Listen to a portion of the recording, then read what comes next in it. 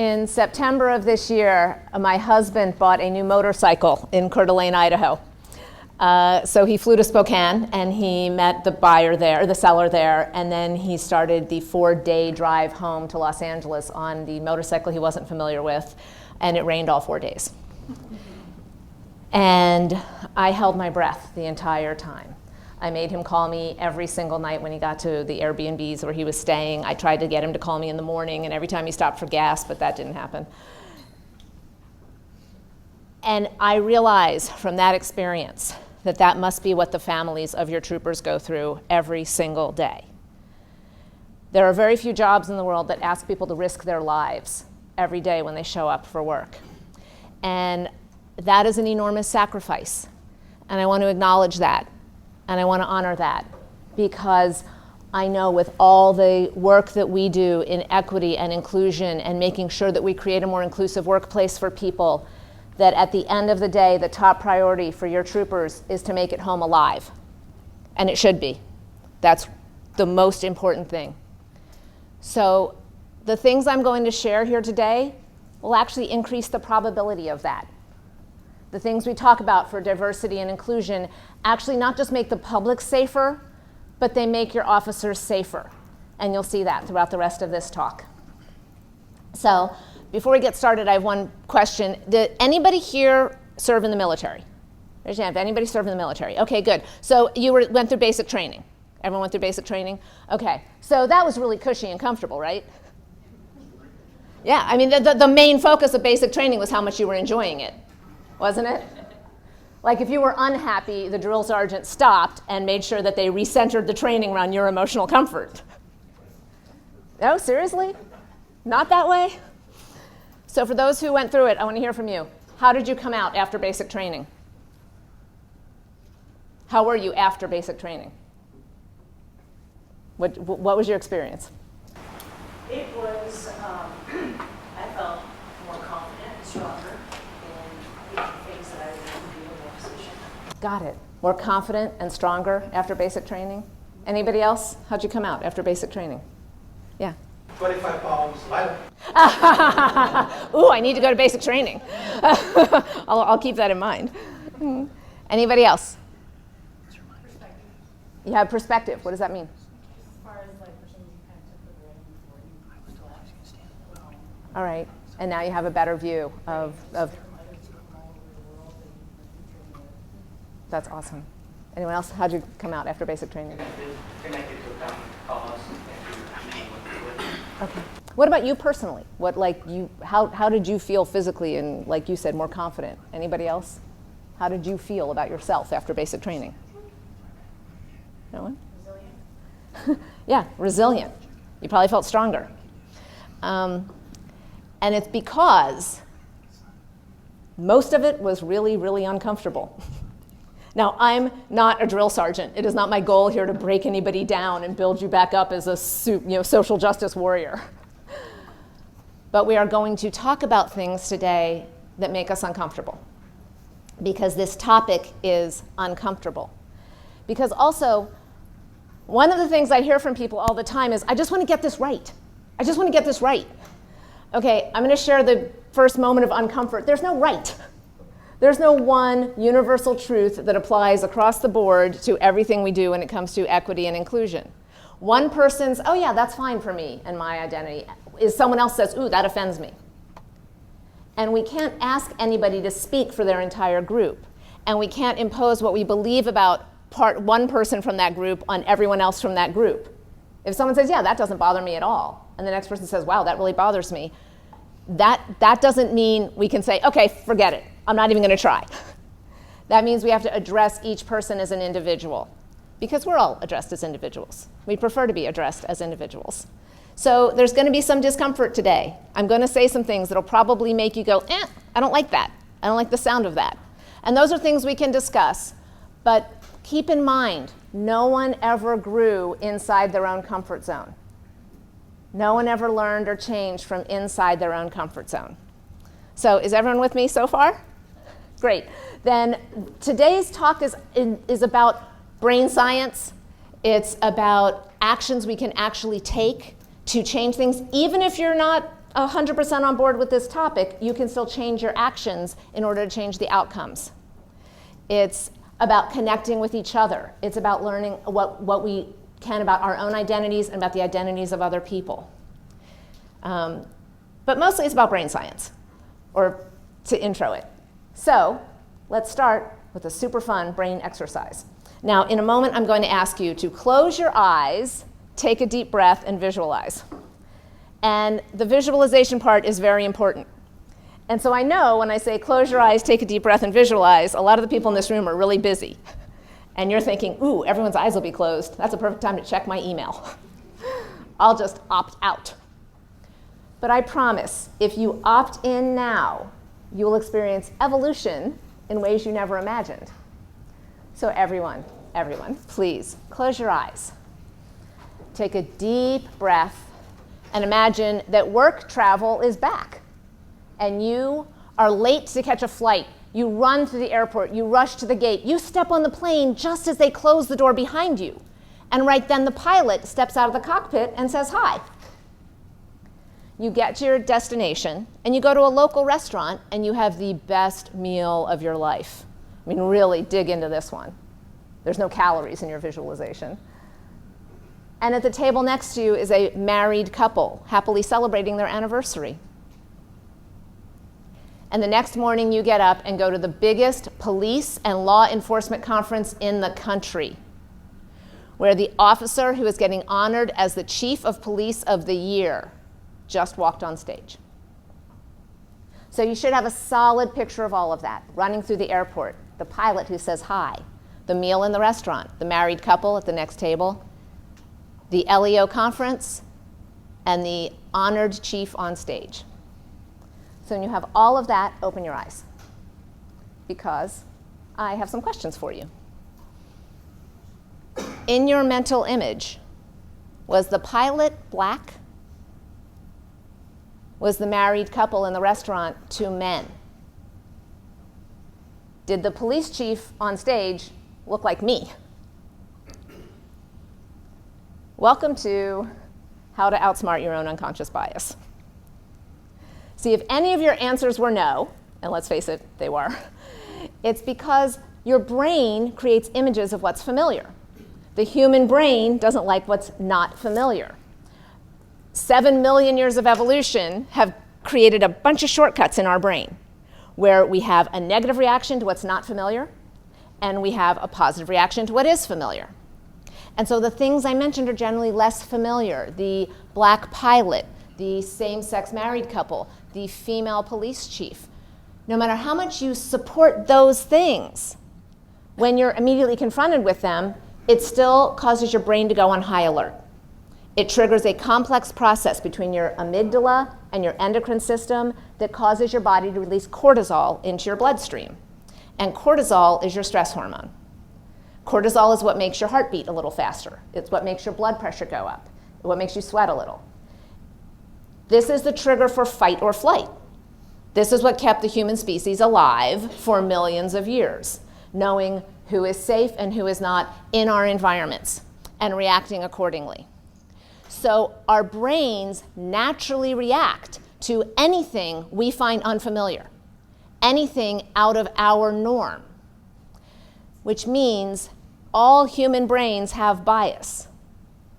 All human brains have bias because we have the shortcuts that kept us alive to know who or what was a threat and who or what wasn't. And when we all have bias, we have to admit it openly and discuss it freely, or we're never going to be able to outsmart it. We will never be able to overcome our biases if we can't admit, yes, I do have bias. I have reactions to people who are not within my norm. And if you want to be an inclusive leader, and create an inclusive organization, the best place to start is to acknowledge your own bias and work to eliminate the outcomes and the behaviors and beliefs that you might have formed based on that bias. That's why this statistic from the WSP survey on equity and inclusion is a little troubling. And for those who can't see this question was, which statement applies the most to you? Which statement applies the most to you? And the answers are, I have a lot of work to do to eliminate bias. I have some work to do to eliminate bias. I don't have much work to do to eliminate bias. And I am unbiased and don't need further training. 85% of your commissioned officers put themselves in the last two categories. I don't have much work to do, and I am unbiased and don't need training. I have been training in this area for 10 years, and I would put myself at green. I would put myself as I have a lot of work to do to eliminate biases. Because we have to be continuous learners.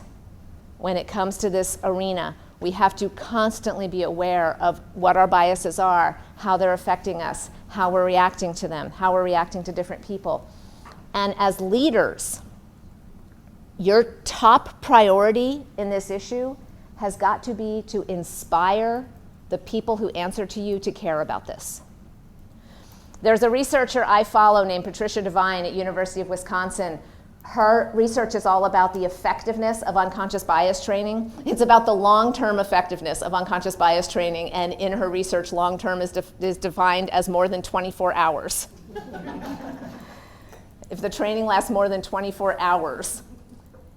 And you follow her, and she has all kinds of factors that affect it, but over the period of time that she's been researching it, it's come out over and over and over, there's only one thing. There's only one thing that determines how effective unconscious bias training is, and that's how much the person being trained wants it.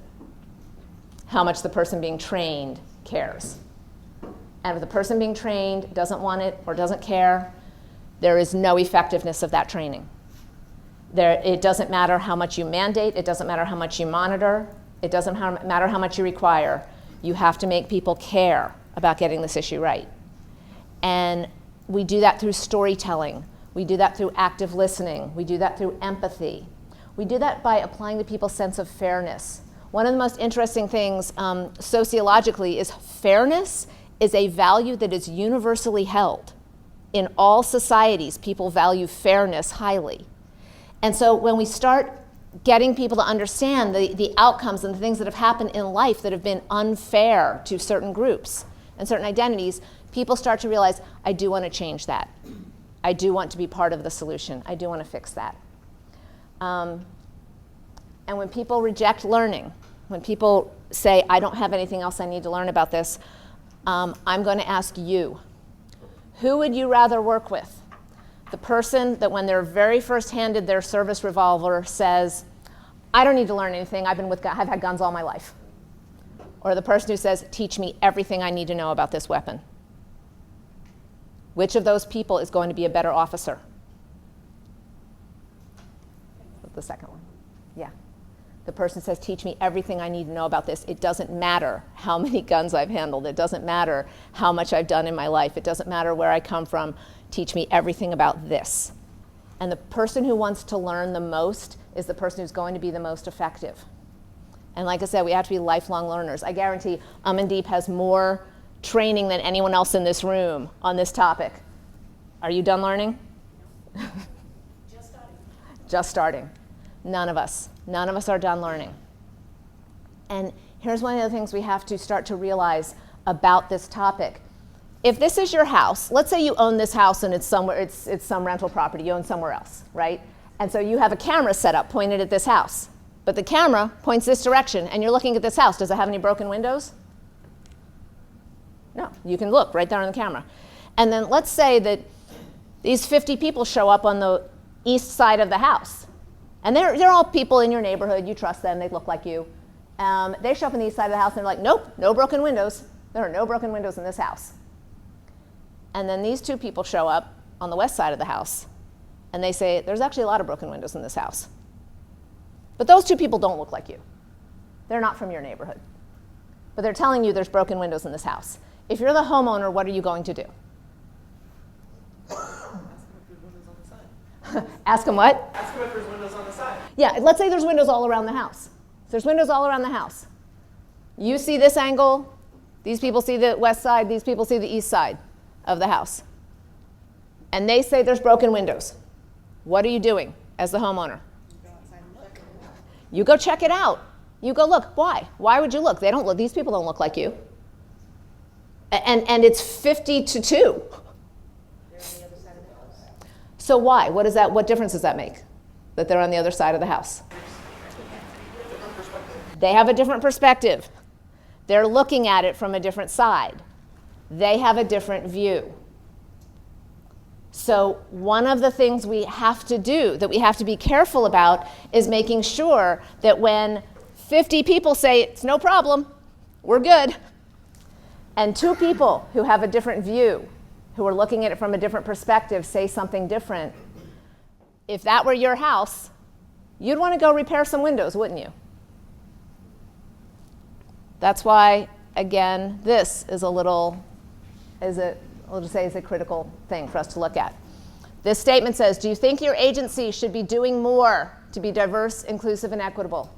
Do you think your agency should be doing more? I strongly agree and agree. These two. Green is strongly agree, purple is agree. The agency should be doing more. Look at the difference between the responses of Black or African American officers and the responses of almost everyone else, but particularly the white or Caucasian and the 2 or more races. 85% of your Black and African American officers said strongly agree or agree with the statement that the agency should be doing more. And only 30% of the white officers believe that the agency should be, strongly agree or agree that the agency should be doing more. That's the difference. It's people who have a different perspective. If this was your house, you would go fix some broken windows. This is your house. And this is saying we have to fix some broken windows. And here's the other problem when you talk about numbers. I'm kind of a numbers wonk. I have a master's in economics from Berkeley, and I kind of get drill down on statistics. That part excites me. So seeing this was fascinating to me. 694 people replied to this survey. Your force is 2.1% African American or Black, which means if that percentage applied to this survey, only 14 people are in that category. And so now, if we put all the numbers together, if we put the 14 people who 85% of which said this is a problem, up with the 680 people, only 30% of which say this is a problem, then the average is 30% say this is a problem. That's why we have to disaggregate these things. And we have to make sure we're listening to people who don't look like us, who are not from our community, who have a different perspective. Because we want to make sure we're fixing the broken windows in our house, even the ones that we don't see. Or we want to get ourselves out there to walk around the whole house. Walk around the whole house. So let's go back to our brains, because that's fun. Your brains release all kinds of endorphins and other happy hormones when you're in the presence of what for you is normal. And they release stress hormones when you're not, which means we have an automatic bias against anything that is not within our norm. And our norms are not neutral. Everyone has a different norm. Just because you've always been in the majority, it doesn't mean your norm is universal or accurate or applies to everybody else. Our norms are based on a variety of factors. They're based on how we were raised, on experiences we've had or maybe never had with people who are different from us. They're based on laws and government policies and community standards. And they're based on media images. Media images that we have been fed our whole lives, often about people that we have no other direct interaction with. This is what determines what we believe about ourselves and what we believe about other people. And because we bring our own norms into the equation, we think everyone else has the same norm. We think everyone else has the same norm. But these are all matters of identity.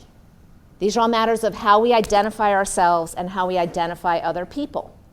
So we're going to do a fun little exercise on identity right now. What we're going to do is everyone's going to write down things about your own identity. Now, we're going to use this in an exercise in the afternoon workshop. So write legibly so that you can read your own writing later. It's not a race. And also, I'll share a little more about part of this exercise in how to keep it so that you can read exactly what you wrote. But there are so many aspects of your identity. And so I want you to start writing down about yourself as you identify things like your age, your race, your national origin. Just write these down. And for age, you can write your actual number, you can write your cohort, you can write, whether you're boomer or Gen X or millennial, but write these things down because we're going to look, each person is going to create a picture of their full identity, of your full identity. So it includes your age, it includes your race, it includes your national origin. Your identity includes your ethnicity and your citizenship. It includes the languages you speak. That all makes up your identity, what languages you speak. Your identity includes your physical abilities. Are you a bowler? Are you a horseback rider? And I realize a lot of people are thinking, what? How does this? And we'll get to it. It makes sense. It includes your talents and skills. I was once a baton twirler. It includes your gender and your gender identity. It includes your sexual orientation. It includes character traits. Your character traits make up your identity. Would you describe yourself as honest? Would you describe yourself as having integrity? Would you describe yourself as funny? What character traits do you use to describe your own identity? So we'll give people a couple chances to catch up. And again, you're creating an identity picture of yourself. And we'll talk about why this is important. Your identity includes your family roles and relationships. I'm a wife and an aunt and a sister and a daughter. So all of that makes up who you are. It includes your geography, both now and in the past. I've lived all over this country. When I meet somebody who is from just about anywhere, I can say, oh yeah, I'm from there. Your identity includes your religion, it includes your political affiliation, it includes your education level, and what schools you went to.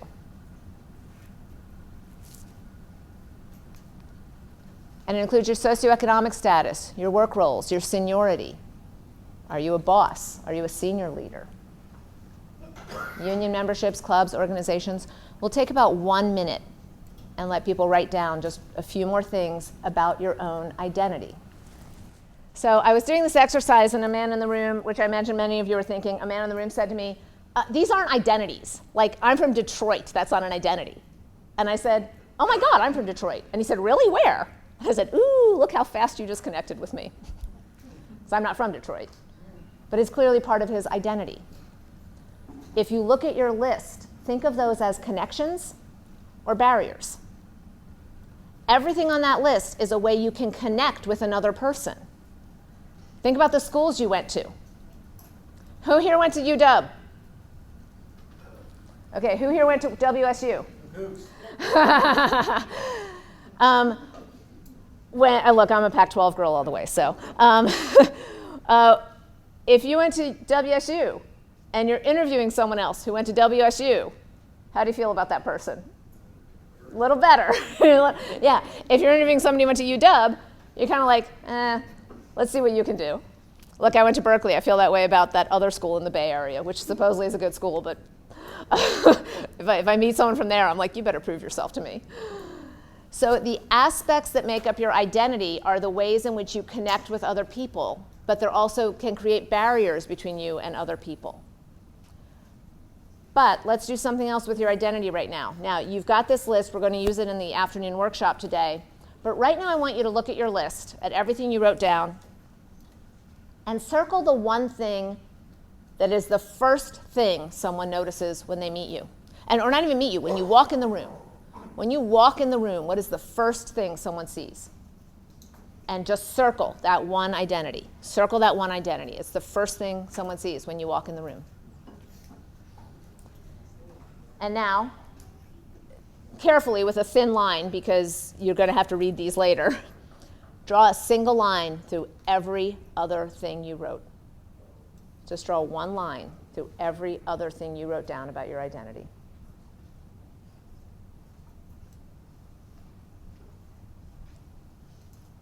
And I want you to look at that one identity, that one thing that people notice immediately when you walk in the room. And imagine that was the only way anyone ever saw you. That was the only thing on which they decided how to treat you. That everything else you wrote down, nobody assumes. Or worse, nobody even believes. And you have to prove it. You have to prove everything else you wrote on that list. And it doesn't matter how long you're in the room or how well you proved it. When you leave that room, oh, look at that. When you leave that room and go to another room, you have to start all over and prove it all over again from scratch. You get reduced right back to that single identity. Take a minute, take a deep breath, and imagine how that would feel. To never have anything else on your list assumed about you or even believed about you. I was working with the Alumni Association of a major research university that also happens to have a great football team. And it's huge. They have their Alumni Association has 200,000 members. The president of the Alumni Association is a black woman. And the whole Alumni Association, not the president of the Black Student Alumni Association. She's the president of the entire Alumni Association. She told me that whenever she is out in public in their town wearing her gear, her school sweatshirts gear, the first thing everybody asks her is, oh, does your son play football there? What are they assuming about her? What does she have to prove? And she says, no, I went there. At least half the time, the next question is, did you graduate? What is being assumed about her based on the identity that people see when she walks in the room? See, how would anybody feel if that was happening to you? Would that be super awesome? No. So we have to make sure we're not reducing other people to a single identity. Reducing someone to a single identity is one of the ways that we create a less inclusive workplace and a less inclusive world. We don't want to reduce anybody to the single identity that we perceive first about them. And now I know a lot of people in here will be like, I would never do that. I would never reduce someone to a single identity. Well, let me share with you what it looks like when you do. I, as a filmmaker, Amandeep mentioned, I was a screenwriter and a director, not an actor. I'm not an in front of the camera person, but I was a screenwriter and a director. As a filmmaker, I have made 48 commercials and public service announcements and documentaries on behalf of marriage equality, on behalf of everybody's freedom to marry the consenting adult that they love. So you could say I support that cause.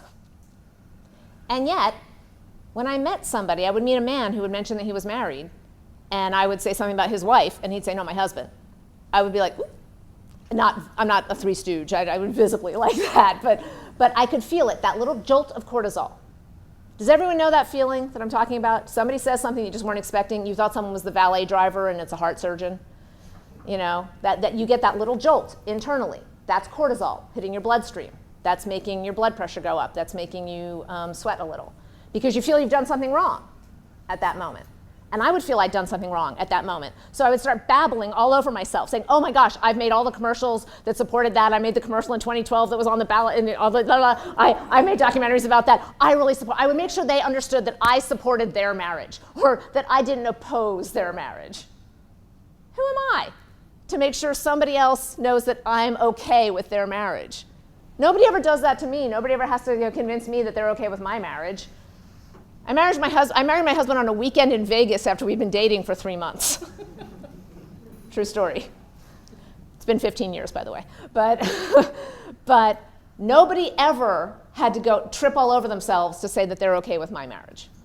Nobody. And so what I realized I was doing was, in all of those conversations, I was reducing that other person to a single identity, their sexual orientation, instead of connecting with them about all the things we had in common, not the least of which is that we're both married to men.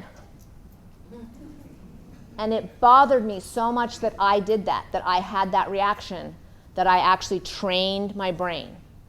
I worked on having conscious awareness that now when somebody tells me they're married, I never assume the gender of their spouse. If it has to come up in conversation where the gender will come up, I will say, oh, do you have a husband or a wife? Now, sometimes there are people who are very offended by that question. I'm okay with that.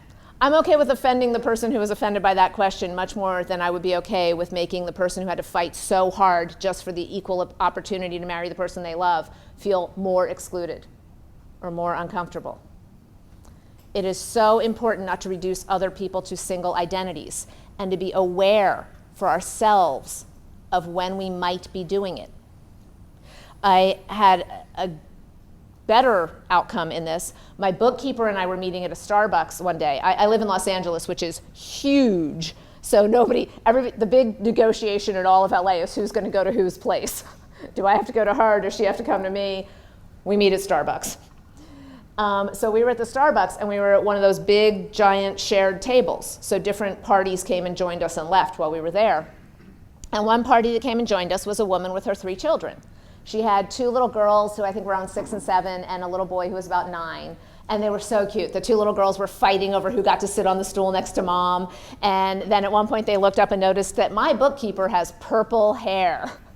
And they were enthralled, like, oh my gosh, purple hair. And so we got to have a great conversation with them about purple hair and favorite colors and what books they were reading and where they were going that day. And then they got up and left, and I turned around to my bookkeeper and I said, I am so curious about that little family. And she said, I know. But both of us knew better than to ask any of the questions we had. Because you see, the mother was white. She was very white, like curly blonde hair, blue-eyed white. And the 3 children were black. So I want you to think for a moment about what kinds of questions that family might get asked every day. Let's share. What questions get asked when that mother is out in public with her children? Are they yours? Are they yours is a big one. What other question might she get asked? Where's the father? Where's the father? Yeah. Anything else that you think she might get asked? Often, were they adopted? I have done this talk and shared this story with over 1,000 people now. And whenever there is someone in the room who has children who are a different race than they are, they share the things that are actually said to them. If anybody in this room is in that category, you are free to openly share that. I welcome it. I don't require anybody. Nobody has to share their trauma or put themselves on display to make everybody else. But if you have something you want to share, please do. You said you have children who? So my wife's Caucasian, and my children obviously are Caucasian. My wife is when she goes to the store, my kids were small, and they would ask, "Oh, are you babysitting those kids? Are you babysitting? Or did you adopt those kids?" Yeah. My wife would just say, "Well, what do you think?" Good answer. Yeah, but still, that message got asked in front of your children, didn't it? Yeah. Yeah, repeatedly. What other did you say? Sure. My mom's Armenian. She was born and raised on the island of Cyprus. And when I was small, I had blonde hair and blue eyes. So she looks slightly Asian. I did not. My dad is Scandinavian. So she got the question all the time, or the comment, "Oh, I can't believe this woman, where's the woman who lets you babysit this beautiful little girl?" Yeah. Who's letting you babysit this child? Anyone else want to share the things that were actually said in your presence or in your child's presence? Because I'll share with you some of the ones I've heard that people in the room have said to me. One of the big ones that people get when their child is a different race is, where did you get them? And how much did it cost to get them? People get asked that in front of their children. How much did it cost? How much did they cost? One of the worst ones I ever heard was a black man who has 2 white daughters. He said every time they leave the house, somebody tries to separate him from his children to ask them if they're okay. To the point where they decide as a family when they're going out together, what they're going to do to decide whether or not they want to put up with that hassle every time they go out. And what's happening is People who would never ask questions like that or never behave that way when they saw a family that is all the same race is reducing that family to a single identity. Now, I will ask you, what message does that send to the children? If every time they're out with mom or dad, someone asks, where did you get them? Or are they adopted? Or are they yours? Or are you the nanny? What message is that sending to the children? They're less than. They're less than. Anything else? That's completely right. Yeah. This is not specifically me, so I don't know if it's a good share. But my husband, grandparents, one's from Greece, one's from Okinawa, Japan, and his yaya, who's from Okinawa, Japan, is actually taking care of him and his siblings, and they look more white. They have darker skin, or a little darker skin, and they have dark hair, but they don't look Asian. And I guess he told me that once they were out at the grocery store, someone asked, "Are these your kids?" And they said no, or she said, "Yes, they're my kids." And they asked him, "Is this really your grandma?" And he remembers that very vividly. And it's a hard thing for him because we've talked about adopting kids before, and that's always a lot of. And even when I've been out with his sisters and his mom, who looks more like me, they always assume I'm her child and that his sibling is wrong. Or somebody else. I find it amazing that he remembers that incident from his childhood. It has still stayed with him, that his grandmother was singled out for not looking like everybody else. It sends the message to the child, or to anyone involved, you're different. You're not normal. There's something wrong with your family. Now, I will ask, does that question sound different to a 6-year-old when it comes from a racist, or when it comes from someone who's just curious? I'm just curious. See, people think, oh, well, I can ask that question because I don't have any racist intent. I'm just curious.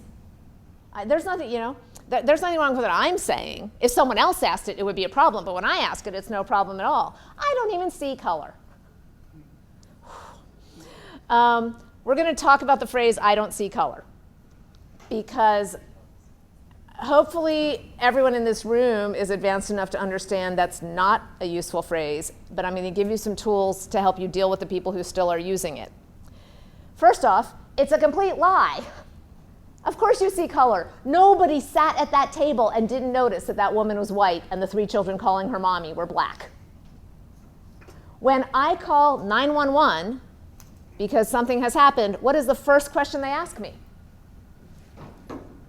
If when somebody ran me off the road and I called 911, I reported the car, they asked me about the driver, the first question they asked me was, were they white, black, or Latina?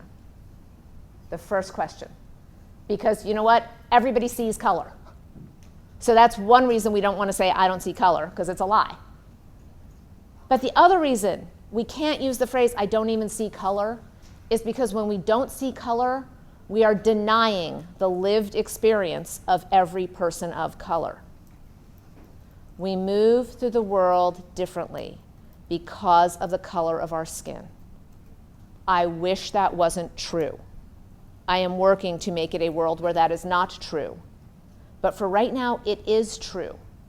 And there are studies in this in a book that I'm going to refer to later, where children who are raised to not see color are the ones who don't notice when someone is being treated differently because of the color of their skin. We have to see color so that we can see the disparity that is happening, that we can see when somebody is being treated differently, that we can stand up and correct it. We can't say, oh, I'm not the problem because I don't have any racist intentions. Because we're still creating sexist or anti-gay or racist outcomes with our behavior. You've all heard this, I'm sure. We judge ourselves based on our intentions, but we judge others based on their behavior. Which means everybody else is judging you based on your behavior. And so you want to make sure your behavior doesn't have any negative outcomes for the other person. That's why intentions don't matter, only outcomes. So When you switch slides from one machine to another, I guess it gets out of alignment. That's supposed to say intentions don't matter, only outcomes.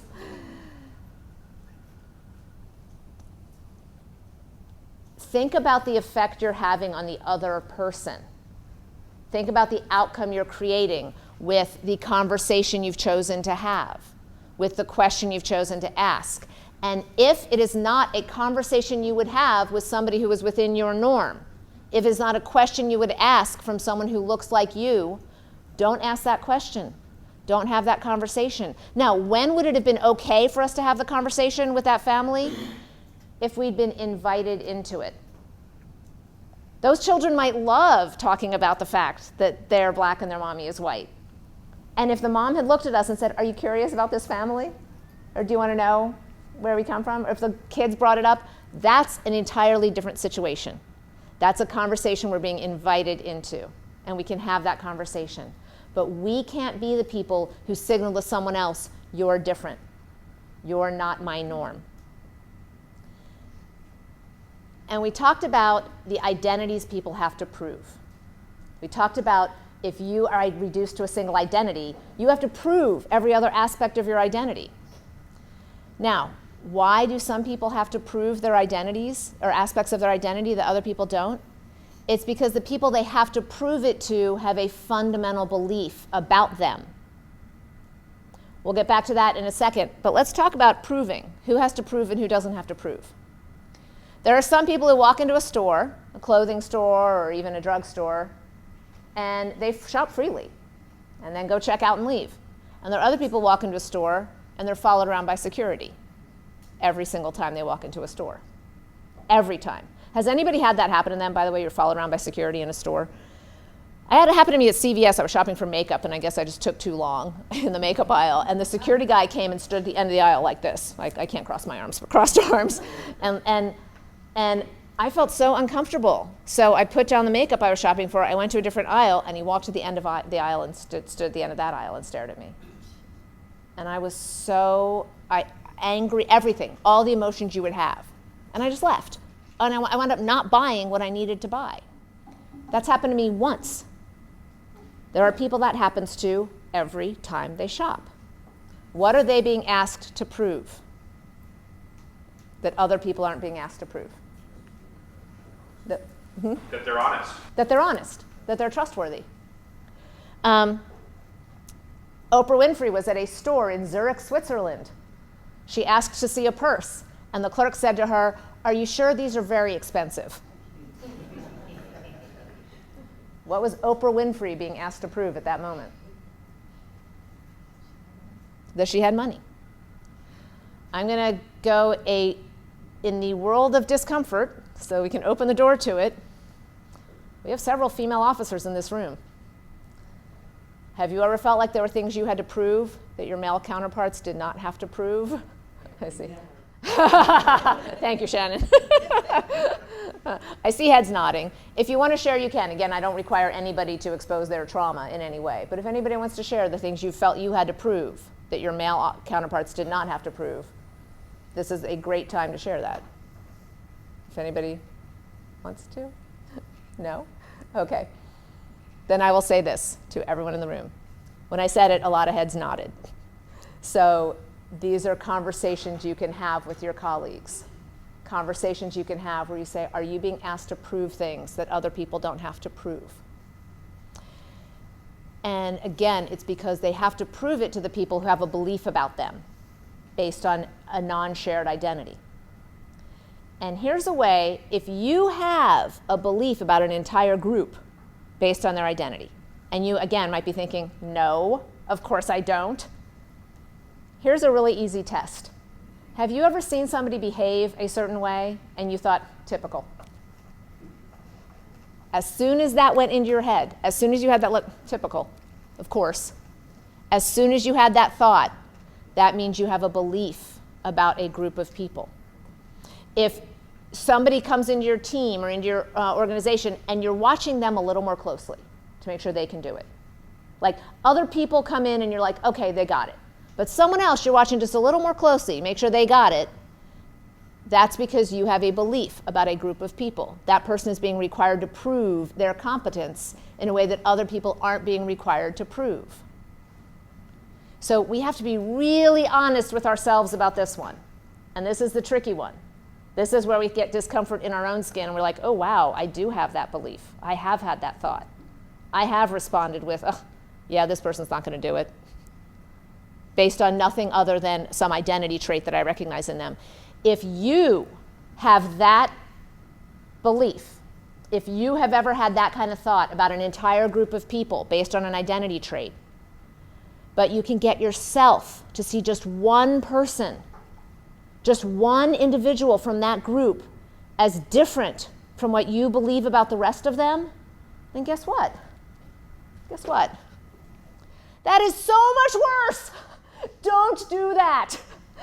That is thinking of someone as one of the good ones.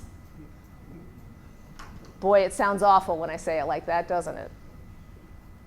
If you have a set of beliefs about a group of people, you have to work to eliminate those beliefs in yourself. You cannot expect someone from that group to prove you wrong. Because as long as you believe what you do, they will never be able to. They will never get any free passes. And when you take away free passes, you take away innovation.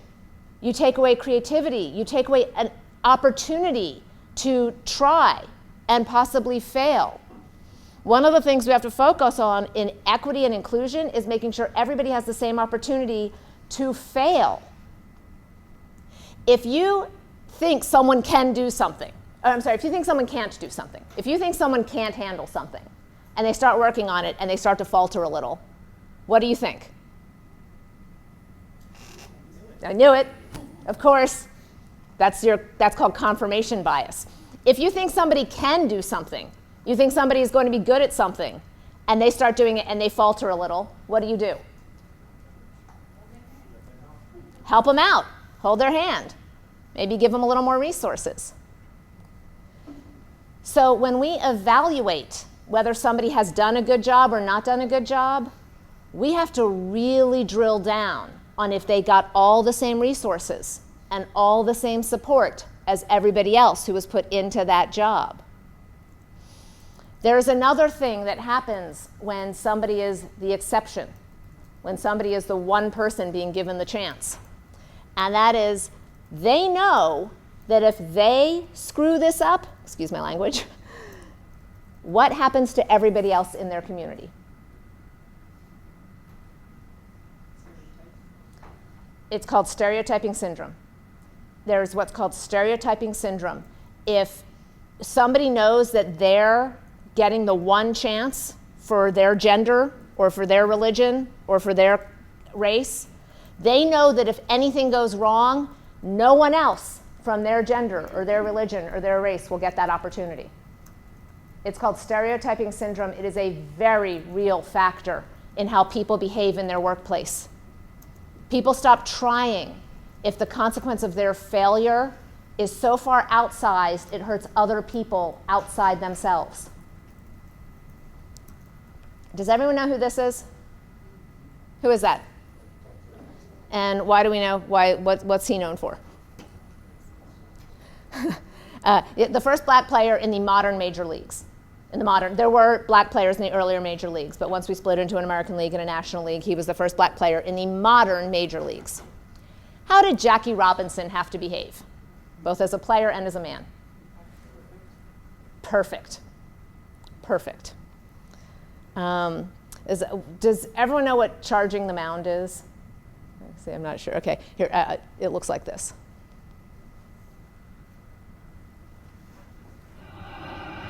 That one hits him. Now he's going to the mound, and here we go.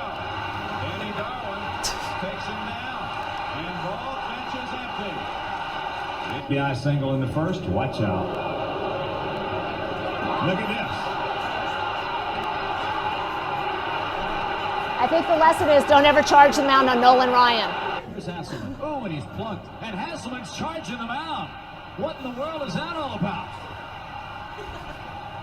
Oh, an ugly brawl. So when a player gets hit by a pitch, One thing he might choose to do is charge the mound. Could Jackie Robinson ever charge the mound?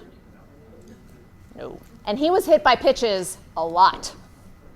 What would have happened if Jackie Robinson charged the mound? They'd kick him out. Somebody said he'd get arrested. What else would have happened if Jackie Robinson charged the mound? He'd get suspended. He might have been killed, very much so. And who else is affected if Jackie Robinson charges the mound? Josh Gibson. What do you mean by Josh Gibson? He was one of the next players. He was the next player. And Okay. everybody behind him in that whole entire movement. I worked in that environment. Oh, okay. Everybody behind him in that environment would have been infected, and it's the same for all of the other different ethnic groups that come through that system. Yep. And it's a very different place to work, and it gives you a very different perspective. I'm so happy. So you came up through professional baseball. I worked in it, and I worked in the southeast Okay. part of the United States in very small towns, with the majority of my players being other than white. And I'm not perfect, and I got a lot to work on, but I've seen it firsthand, so I understand the culture. Yeah. The one who's breaking the barriers has to be perfect. And it is a ridiculous standard. Can you imagine showing up in your workplace every single day and knowing that you have to represent an entire gender or an entire religion or an entire national origin? That's exhausting. And it's really unfair. And something else happens when a player charges the mound. What else happened in the video? Player charged the mound, and then what happened? Everybody else joined in. Could Jackie Robinson be certain that if he charged the mound, everybody from his team would join in? So we have to ask this in our workplaces. Who in my workplace is required to be perfect just to be seen as belonging, just to get the same opportunities as everyone else? Who has to tamp down their emotions?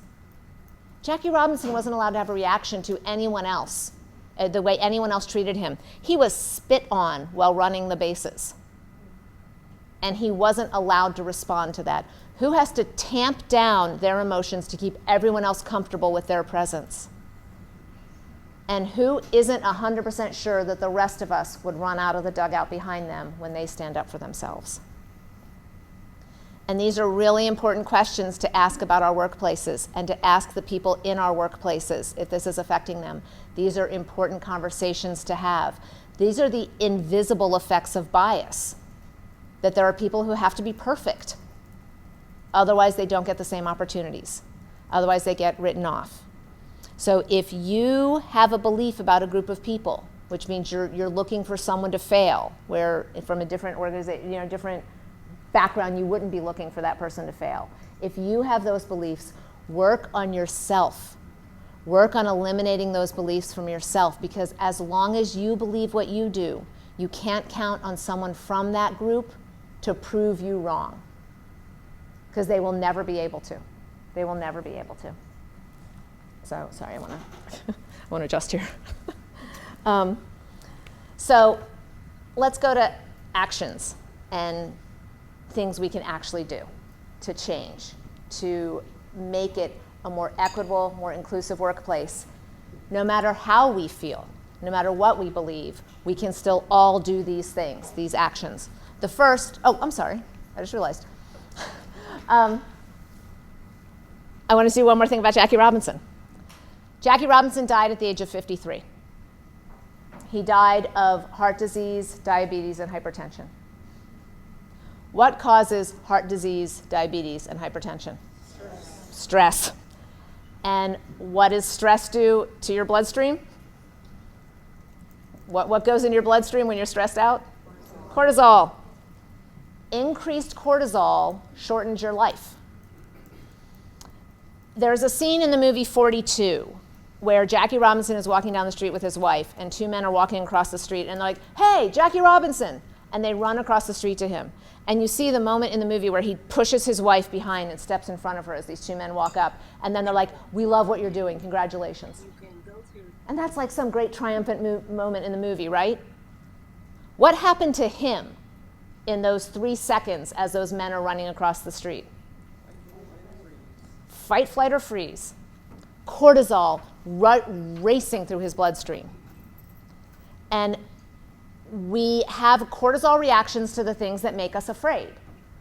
And if someone is simply from a different community than we were expecting, and that makes us afraid, it increases our cortisol levels, which shortens our lives.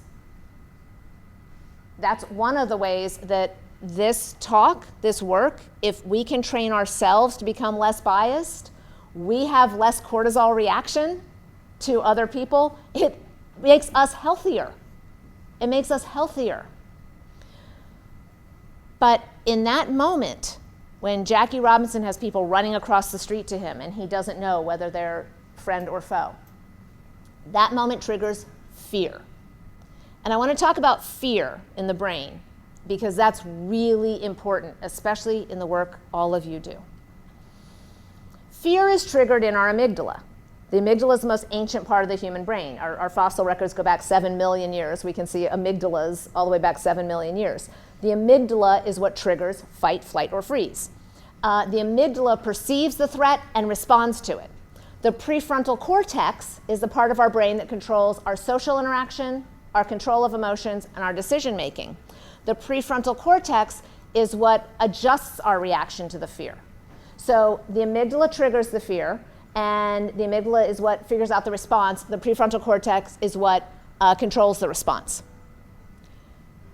The amygdala is 7 million years old, prefrontal cortex less than 2 million years old. The amygdala is what triggers your fight or flight. The prefrontal cortex is what controls your emotions and your social interaction and your decision making. I want you to think of them like the tough older brother and the sensitive younger brother.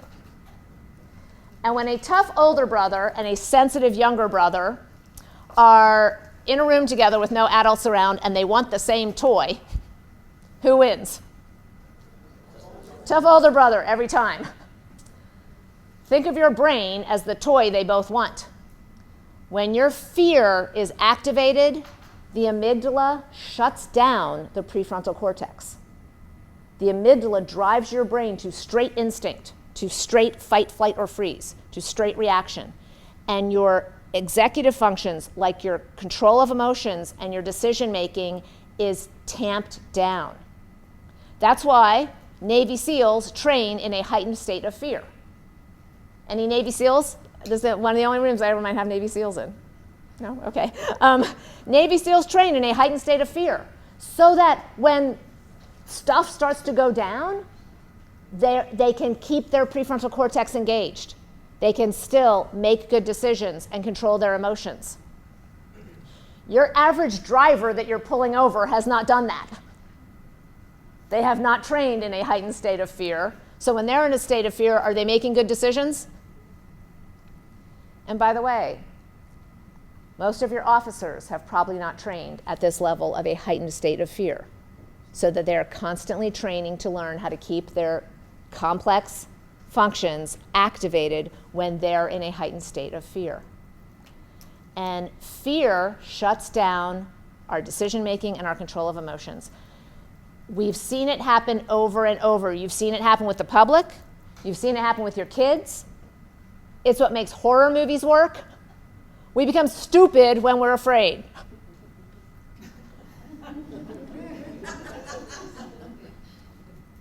And we become much more dangerous to ourselves and to others. And we become much more endangered when we are dealing with people who have fear. One of the most, or I'll ask you, how valuable is it for a trooper to have the ability to reduce another person's fear? Is that a valuable trait for a trooper to know how to reduce someone else's fear?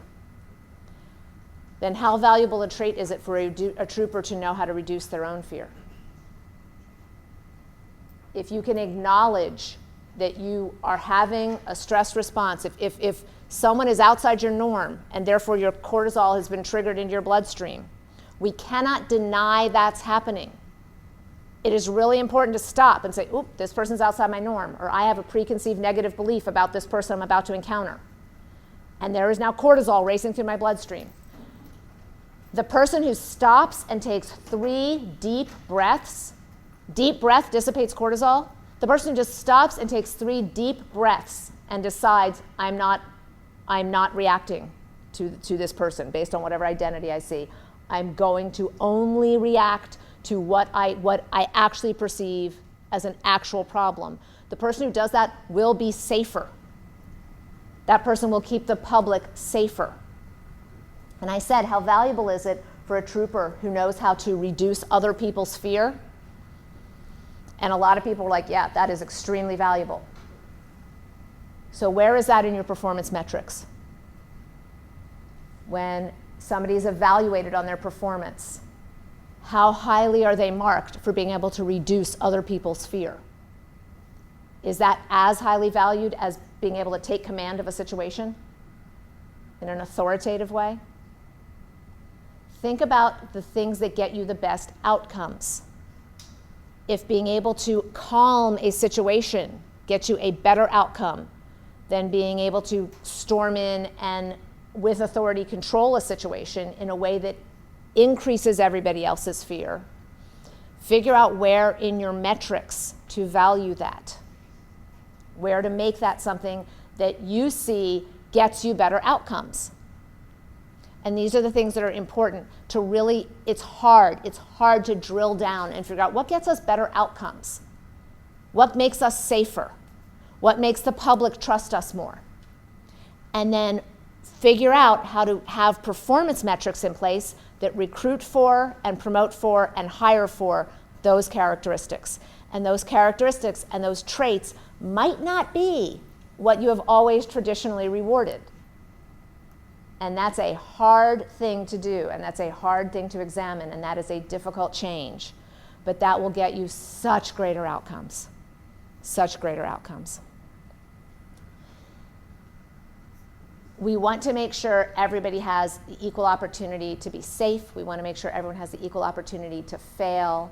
We want to make sure everybody has the equal opportunity to grow. And we do that by ensuring that each of us acknowledges the bias we bring into any encounter.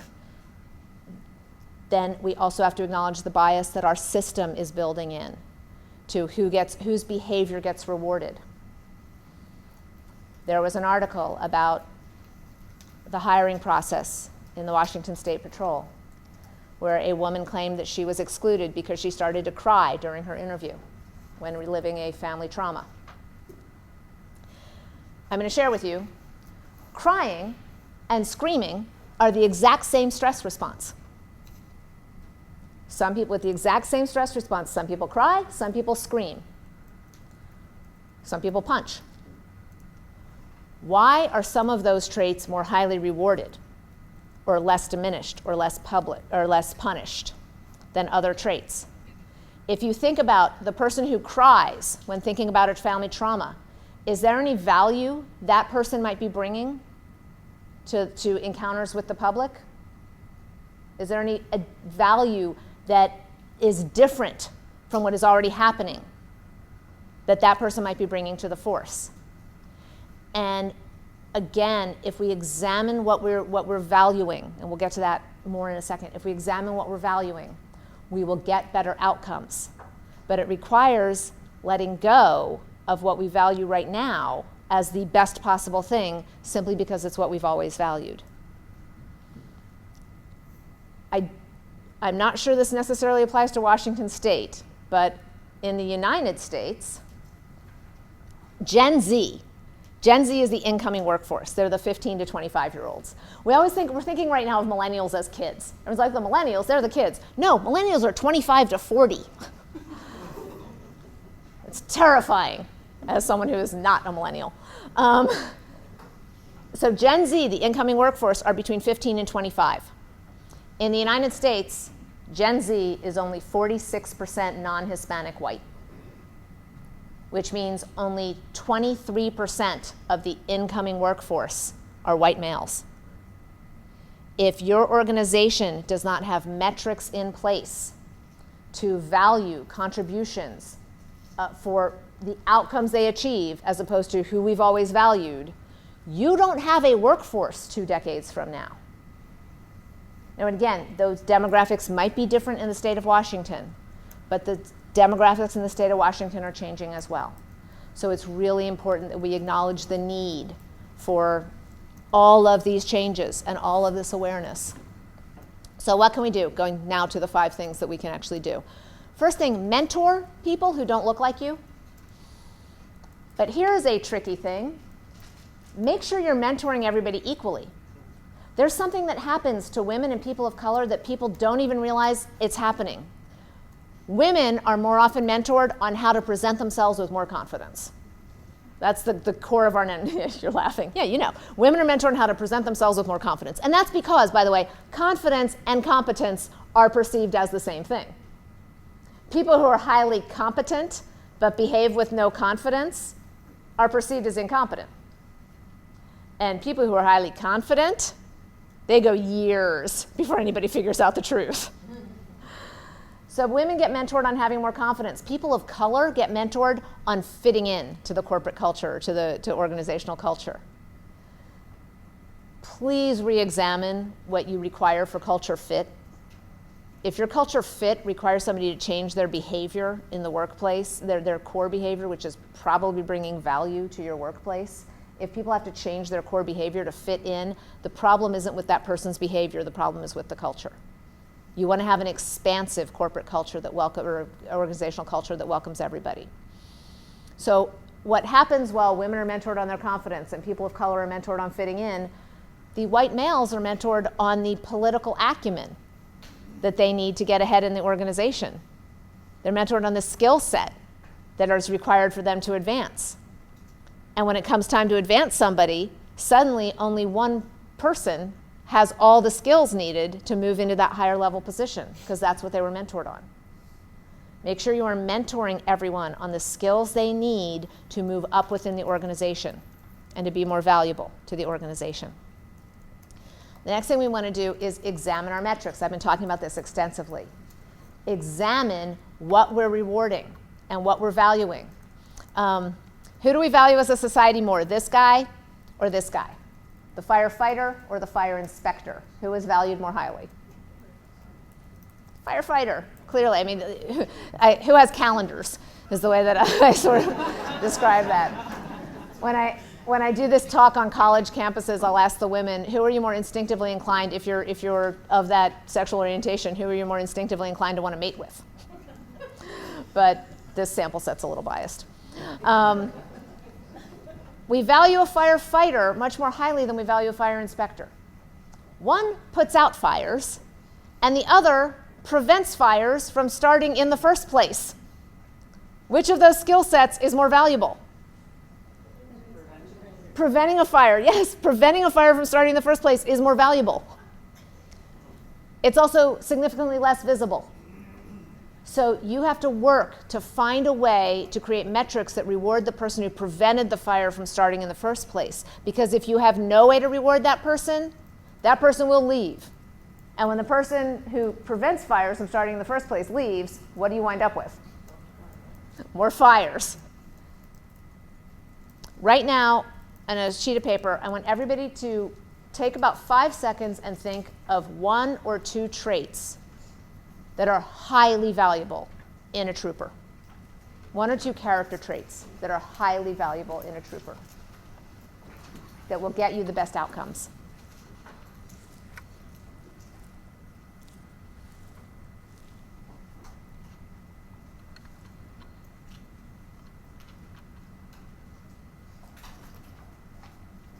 And we'll take about, 6 or 7 of these when people want to share. Somebody want to share what they wrote down?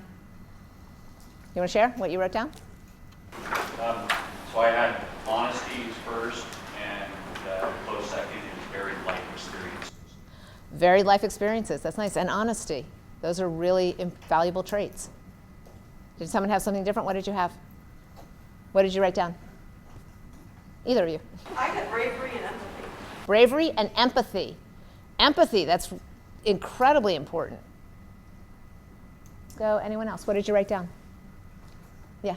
I had empathetic and ability to talk. Empathetic and the ability to talk. Yeah, boy, your voice is far more important than your gun, isn't it? When you're out in the world. So, 2 people in this room said empathy. We only asked 3 people and 2 of them said empathy. Is that part of your performance metrics?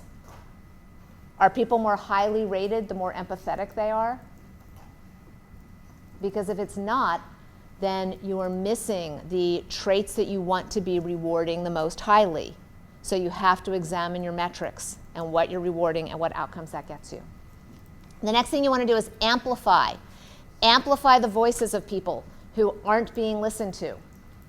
The two people on the side of the house who see the broken windows that nobody else sees. When you amplifying someone's voice, this is what happens when people get talked over or ignored in meetings and in events. It sounds like this. Carol just mentioned a different patrol method. I'd like us to discuss that further. Or, I don't think Jamal was done with his point. I want to hear what he was saying. See, when you amplify someone else, you don't repeat what they said. You guide the conversation back to them so that they will be heard, so that their voice is registered. Because the value of diversity is not from different body parts or different skin color or different national origin.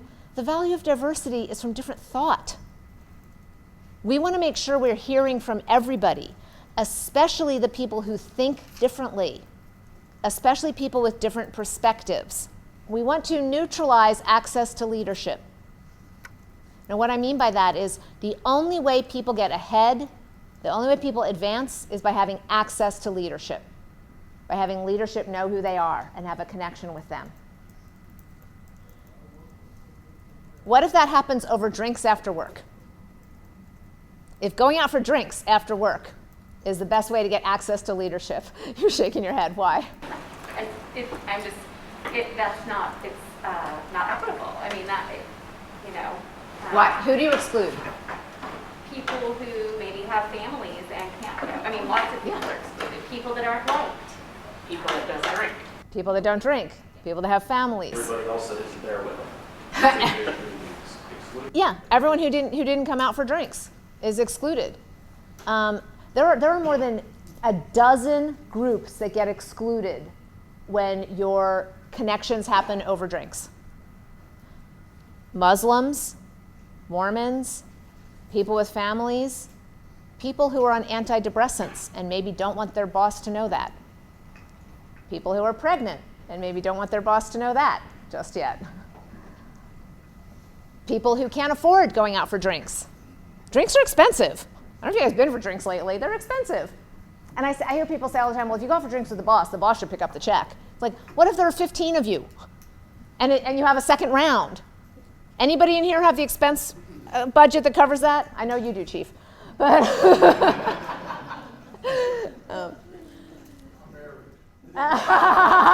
you're not going out for drinks. Well, you know what?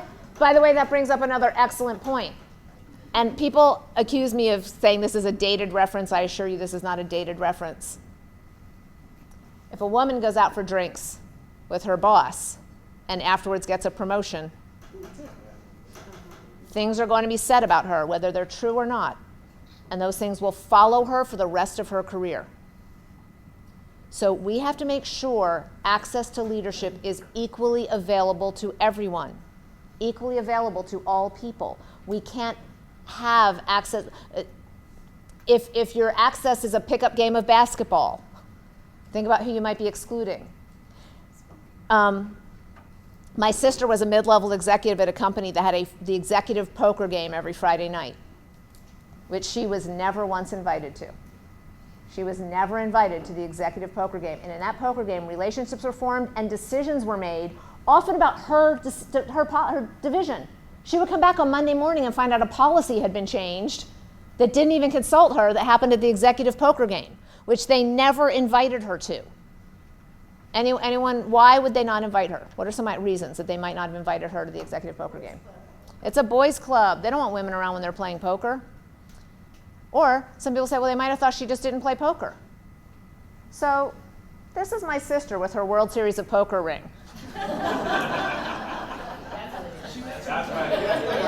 Everyone always says that. Everyone always says, oh, they want her to take their money. These are old white men in Tennessee. They didn't think for 5 seconds that she was going to beat them at poker, even though she's beat some of the top players in the world.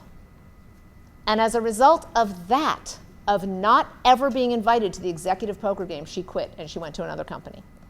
And everyone at her old company calls her all the time and begs her to come back, which she has no intention of doing. If your workplace is not inclusive, who do you lose first? Huh?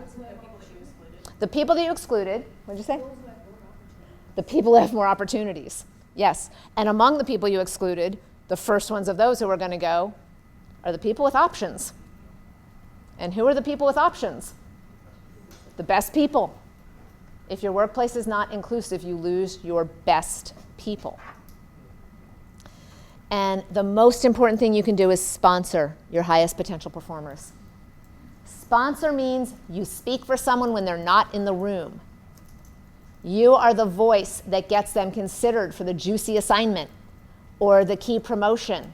Or you're the gatekeeper who stops them from getting relegated to that low-level scut work that only seems to get assigned to the people who look like them. When I was practicing law, the partner I worked for, he was the most powerful partner in the firm, and he never went to the internal meetings. He didn't have to. He hated them. If it had the word committee in it, he wasn't going. But he made sure he went to one meeting once, and it was the meeting where they were assigning this horrible task of updating this database, and he knew it was going to get assigned to me. He knew that they were going to assign it to me, because that task was only ever assigned to the female associates. And he made sure he was in the room to stop that from happening. They were about to assign this database update to me in a month in which I literally billed twice as many hours as the next closest associate. And they were still going to assign the most time-consuming, least valuable task to me. And so he made sure he was in the room, and he put a stop to it. That's sponsorship. Make sure you're in the room, and make sure you're speaking up for the person who is not in the room. And that is how people advance in their careers. These are not the end. This is not equity and inclusion. This is not the end, but this is a means to an end. Mentorship, examining your metrics, amplifying voices, neutralizing access to leadership, and sponsoring the people who aren't in the room. That is the means to the end. And the end is greater equity and inclusion. So people are always asking, people always say oh, I just wish I knew what to do. I want to be more equitable, I want to be more inclusive, I know I have to overcome my bias, I just wish I had any idea what I could do. Well, first off, Google works. If you have a question how am I supposed to have a conversation about transgender issues? Go to Google and type in, how do I have a conversation about transgender issues? You'll be amazed at how many resources show up for you. But I highly recommend these two books as a starting place. I've read dozens of books on this topic, and there's a couple reasons I love these two. They are highly factually based. Biased, Jennifer Eberhardt is a professor at Stanford who works with the Oakland Police Department and with the prisoners in San Quentin. And the studies in this will probably ruffle your feathers a little bit, but they're about bias in law enforcement. They're about repeated studies being done of police officers perceiving a movement from a black person as a furtive movement, and the exact same movement as a white person is non-threatening. And a variety of things. And whether you agree with the outcomes or not, it's still a really great book to read and a really great place to start. And The Color of Law, I love. It's literally just a collection of all the laws in this country that created systemic racism. One of the questions I get asked all the time is, what does systemic racism mean? What does that mean? And I'm like, that's where you can't point to a single person and say that person was racist, but the system created a racist outcome. So I'll give you and there's over 300 things in Color of Law. I'll give you just two of them that are really important. 1.2 million black soldiers fought in World War II, which means they earned the exact same VA benefits and GI benefits as their white counterparts. But when they came back to this country, the VA mortgages, the VA followed what was called the FHA in determining where they would write mortgages, and they wouldn't write mortgages in what they determined were unsafe neighborhoods. And that was at a time between 45 and 72 where it could be the law in a community that houses couldn't be sold to black people. It could be covenants that were enforced by our court system that black individuals could not buy homes in certain areas. And the areas in which black individuals could buy homes, they couldn't get mortgages because the VA and the FHA had this system of drawing what they called red lines around the unsafe neighborhoods. And so even though those soldiers fought in World War II, when they came back, they couldn't take advantage of the VA benefits they'd earned. And what about their GI benefits? When they returned from World War II, most colleges in the United States were white only. There were only a few, what's called now historically black, and colleges and universities. There were only 80,000 college slots open to black men in the United States. So 1.2 million black men earned GI benefits, and they came back for the 80,000 slots available to all black people, which put them in competition with all other black people who didn't fight in war and were still coming to try and get into college. So more than 60% of our white soldiers took advantage of their GI benefits and got some level of higher education, and fewer than 5% of the black soldiers did. And the greatest advancement of middle-class wealth comes from home ownership and education. So we can't look at the wealth gap and say any group of people didn't work hard enough or didn't want to have certain kinds of education. It's because there was a system in place that prevented that from happening, and that's why we call it systemic racism. This book, Color of Law, you just won't believe. You won't believe that the different federal minimum wage being applied differently to black workers and white workers. Middle-class black communities being bulldozed to put in highways, the interstate highway system, when it would have been better to put it in a different location that would have bulldozed a different community. So read these two books because they will give you an idea of why we need to start fixing this, why we need to pay attention to it. And again, what created the unfairness that so many people experience. And if you want to do the best you can to mentor, examine, amplify, neutralize, and sponsor, an important first place to start is to notice when people are being treated differently, to notice within your workplace when people are being treated differently, and speak up. Notice who doesn't get invited into meetings with leadership.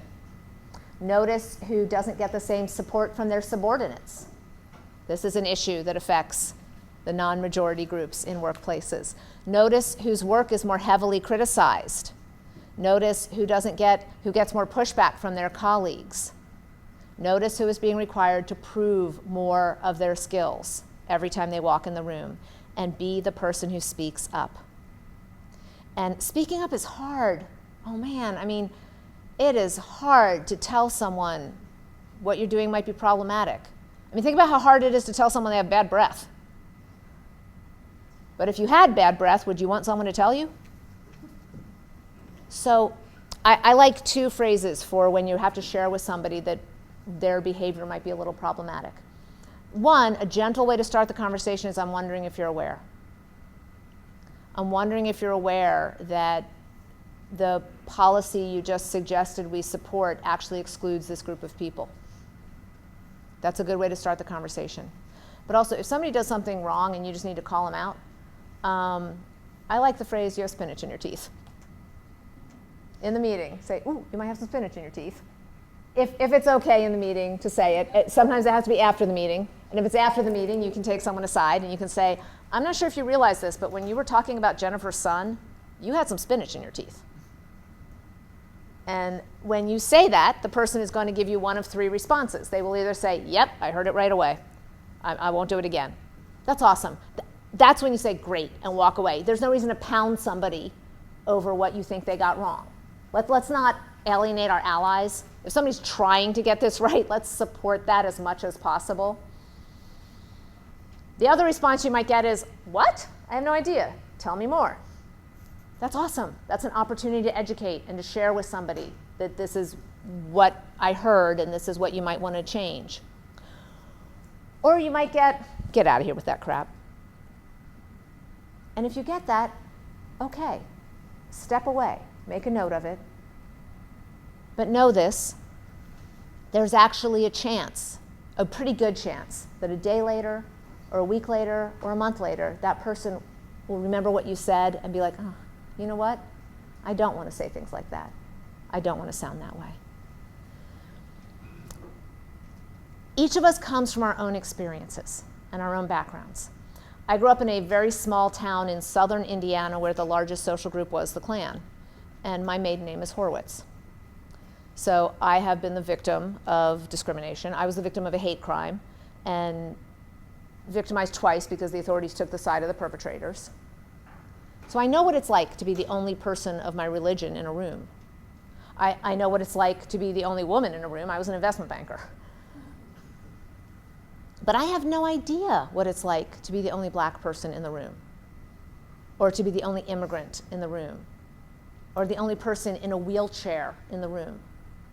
So if someone with that lived experience comes to me and says, what you did hurt me, what you said diminished me, your behavior limited my opportunities, the only thing I can say at that moment is, I'm sorry, tell me more. I will try to do better. I cannot use that opportunity to justify my behavior or explain my intentions. Because remember, intentions don't matter, only outcomes. Only the outcomes we create for other people. What we have to do is we have to recognize what is. We have to acknowledge what is true. And then start that difficult, treacherous, sometimes strenuous journey of self-examination it takes to get to where we want to be. But it's already happened. It has already happened. And I can prove it to all of you. Everyone, please, once again, let's do another visualization. Close your eyes, and take a deep breath. Now picture you're taking a class on cybersecurity and the instructor just came in. Visualize your state swearing in a new governor.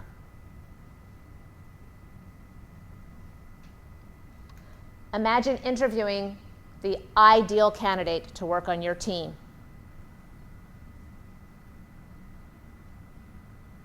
Now open your eyes and raise your hand if your mental images differ substantially now than they did at 9 o'clock this morning. See, I promised you'd experience evolution. And all you had to do was opt in.